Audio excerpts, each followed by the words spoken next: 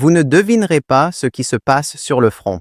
Kupiansk est au cœur d'un va-et-vient militaire qui peut changer la donne stratégique et Uliaïpol, à l'autre bout de la ligne de front, semble glisser dangereusement vers une situation encore plus tendue. Restez avec moi. Je vais vous raconter, pas à pas, pourquoi ces deux villes comptent, ce qui vient de se produire, et surtout ce que cela signifie pour la suite du conflit. Écoutez bien, parce que la réalité sur le terrain est à la fois dramatique et très mouvante. Commençons par Kupiansk. La ville, nœud ferroviaire stratégique dans le nord-est de l'Ukraine, a été déclarée tour à tour reprise et encore contestée par les deux camps. Ces derniers jours, Kyiv a affirmé s'être emparé de la quasi-totalité de la ville, près de 90% selon des communiqués ukrainiens, ce qui, s'il se confirme, représenterait une victoire majeure après des semaines d'offensives et de contre-attaques. Mais attention, Moscou nie et parle d'opérations limitées, ce qui rend la situation très contestée et sujette à vérification indépendante. Pourquoi Kupiansk est-elle si importante? Parce qu'elle contrôle des lignes de transport et des axes logistiques qui permettent d'alimenter des poches de force et d'évacuer du matériel. Perdre ou regagner Kupiansk change la capacité opérationnelle locale.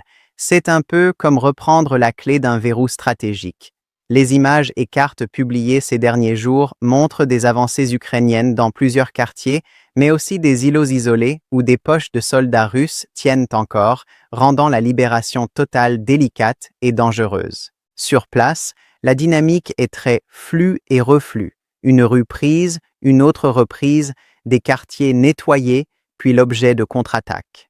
C'est la guerre urbaine dans toute sa férocité. Blindés, fantassins, drones et tirs d'artillerie se mêlent dans un paysage urbain ravagé.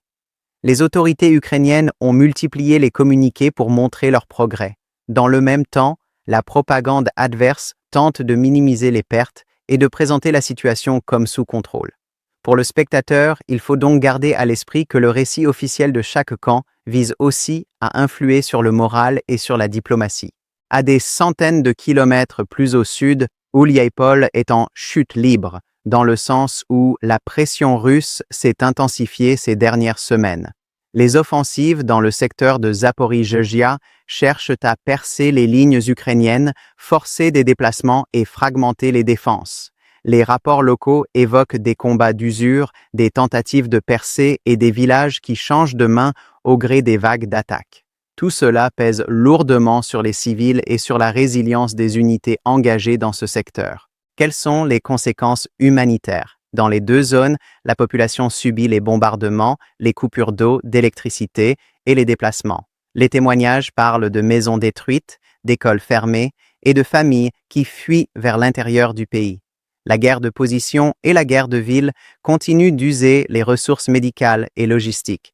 Hôpitaux surchargés, routes obstruées et approvisionnement rendu fragile. Pour les civils, le calendrier des événements militaires se traduit souvent par une cascade de difficultés quotidiennes. Sources, rapports locaux et dépêches de terrain. Militairement, que signifie la reprise partielle de Kupiansk pour Kyiv? D'abord, c'est un signal. L'armée ukrainienne montre qu'elle peut encore gagner du terrain malgré la pression globale exercée par l'adversaire. Cela renforce la position de négociation de Kyiv lors de discussions diplomatiques et peut influencer les calculs des alliés sur l'aide à fournir ensuite. Mais attention, gain tactique ne rime pas toujours avec gain stratégique durable. Tenir une ville demande des renforts, des lignes logistiques et une sécurité contre les contre-attaques. Et côté russe, les déclarations de Moscou parlent de succès ponctuels et d'enracinement sur d'autres secteurs, cherchant à présenter une image de stabilité malgré des revers locaux. Stratégiquement, la Russie cherche à compenser les pertes territoriales par des renforcements ailleurs ou à tirer avantage d'un nouvel échelon logistique. Sur le terrain, cela se traduit par une mobilité accrue des unités et une volonté de maintenir des poches de résistance qui compliquent la consolidation ukrainienne. Le récit de la guerre devient donc celui d'une série de batailles locales influant sur un échiquier beaucoup plus vaste. Maintenant, que doit surveiller l'observateur dans les prochaines semaines? D'abord, la confirmation indépendante des gains, images géolocalisées, rapports d'ONG, analyses satellites. Ensuite, la capacité ukrainienne à sécuriser les axes logistiques et à empêcher des contre-attaques coordonnées. Enfin, l'évolution de la pression sur Ouliaïpol.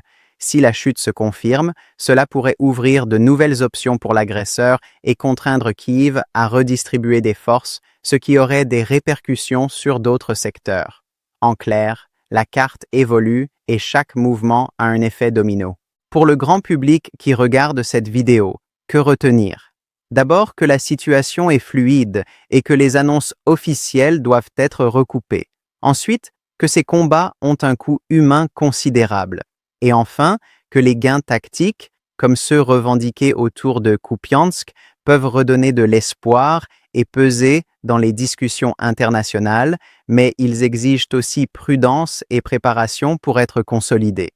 Si vous suivez ce conflit, gardez toujours un regard critique et cherchez des sources variées. Si cette analyse vous a aidé, dites-le en commentaire. Quelle info voulez-vous que j'explore ensuite? Une carte détaillée des avancées, une chronologie jour par jour ou des explications